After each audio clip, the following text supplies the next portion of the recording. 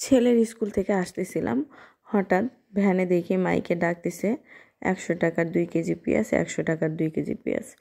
তো অনেকেই নিচ্ছিল, তো অনেক ভেবে চিন্তে আমিও নিয়ে নিলাম। একটু পেঁয়াজগুলো নষ্ট আছে মনে হয়, অনেক দিন ধরে স্টক করে রেখেছিল, সেই পেঁয়াজগুলো একটু নষ্টর পথে, সেই পেঁয়াজগুলোই কম দামে দিচ্ছে। তো যাই হোক, তারপরে দেখে দেখে নিয়ে নিলাম, যে খোসা ফেলে দিলেও অনেকটুকু খাওয়া যাবে, জন্যই নিয়ে নিলাম। আসলে পেঁয়াজের দাম তো এখন অনেক বেশি, আর হচ্ছে আলুর দামও অনেক বেশি, সেজন্য নিয়ে নিলাম এই পেঁয়াজটা। বা হাতে পেয়েছি, অনেকেই নিচ্ছিল 5-6 কেজি করে। আমি সাহস পাচ্ছিলাম না যে কেমন হবে, খাওয়া যাবে কি না। তো অনেক চিন্তা ভাবনা করে নিয়ে নিলাম। নেওয়ার পরে এই পেঁয়াজগুলো বাসায় নিয়ে এসে খোসা ছাড়িয়ে ধুয়ে নিলাম। ধুয়ে নেওয়ার পরে আমি পেঁয়াজগুলো ঝুরি করে কেটে নিচ্ছি, ঠিক যেমন করে তরকারিতে দেয় ঠিক সেরকম করে পেঁয়াজগুলো আমি কেটে নিচ্ছি।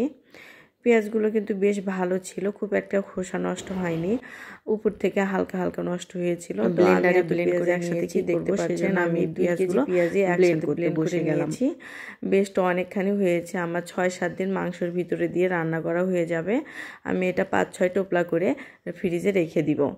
টাটা।